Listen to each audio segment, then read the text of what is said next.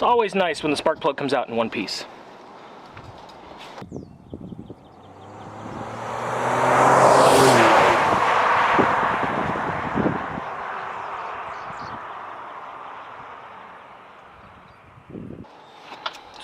Changing the spark plugs on this engine isn't too bad. This is the 2.7 liter Ecoboost. It's a V6.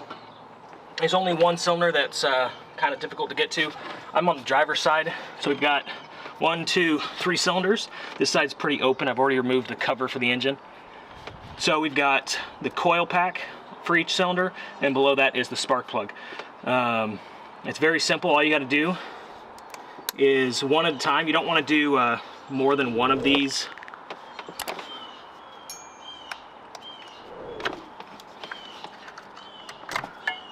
So I like to get as much out of the way as possible to start,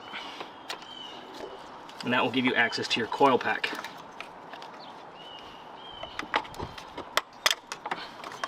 Alright, so we pretty much got the wiring out of the way. Now we're going to take these studs out, and then that coil pack will just pop on out. So these studs are 8mm or 5/16, take your pick. They just need to be started with a wrench, and you can pretty much get them out by hand.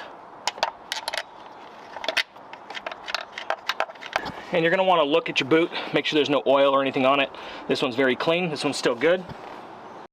I forgot to mention earlier, it is a pretty good idea to also blow out this area of the engine if you've got compressed air or something, just so nothing falls down into the engine.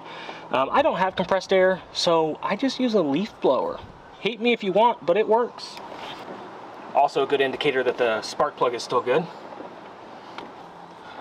Then take a 5/8" spark plug socket and drop it down in there. This is a 6" socket extension. The shorter extension you can use, the better. That way you don't put too much torque on that spark plug, because they can break. So I'm going to go ahead and get it loosened with my ratchet.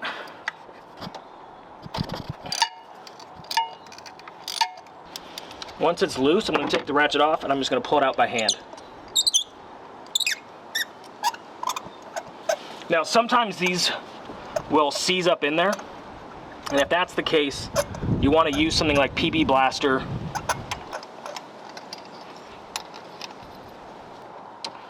So you can see this one's got some wear on it, but it's not too bad. It's all in one piece. That's always a good sign. Then we're going to take a new spark plug. This is an SP542 Motorcraft spark plug. I don't believe they actually sell these anymore under this part number. I think they renumbered this part, but you can still get these. I think these are actually a Ford Performance part now. I can't remember. But anyway, SP542 is what's going in. So that's the new one compared to the old one. And what I'm going to do real quick is I'm going to gap this. So gapping a spark plug is pretty easy. What I'm going to do is I'm going to take my new spark plug, and I've got a little gap gauge here. I'm going to slide it on the small side, and I want it to be right about 0.30 for my truck. So that's good. So far all these have come out of the box very accurate.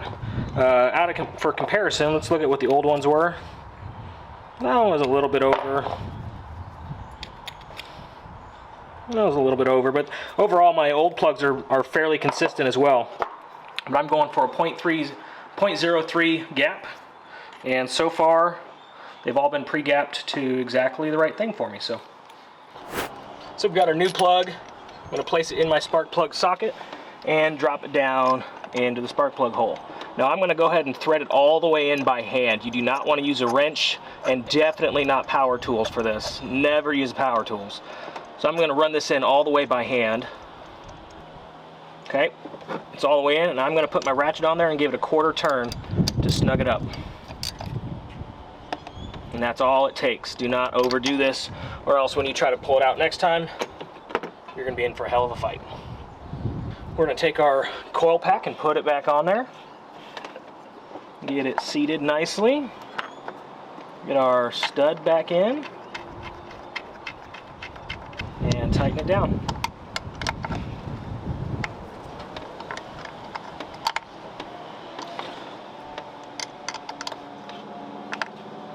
That's all there is to changing these spark plugs. Just remember to plug everything back in that you've unplugged, and then obviously repeat on the rest of the cylinder. So I'm going to go ahead and do the other 5.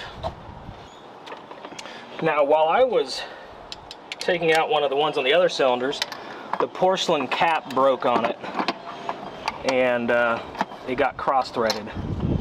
So if you want to see what to do when that happens, check out that video. I'll put a link to that above.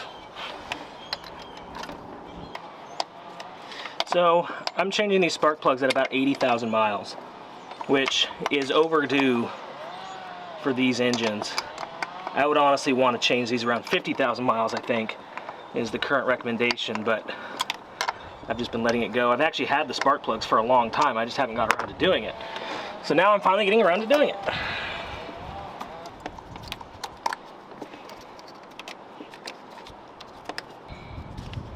Uh-oh, where's that one go?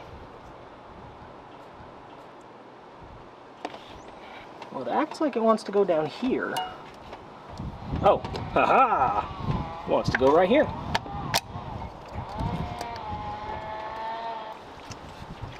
Thanks for watching, guys. If you haven't already, go ahead and get subscribed if you want to see more videos like this, and click the like button if you like this video. Thanks, guys.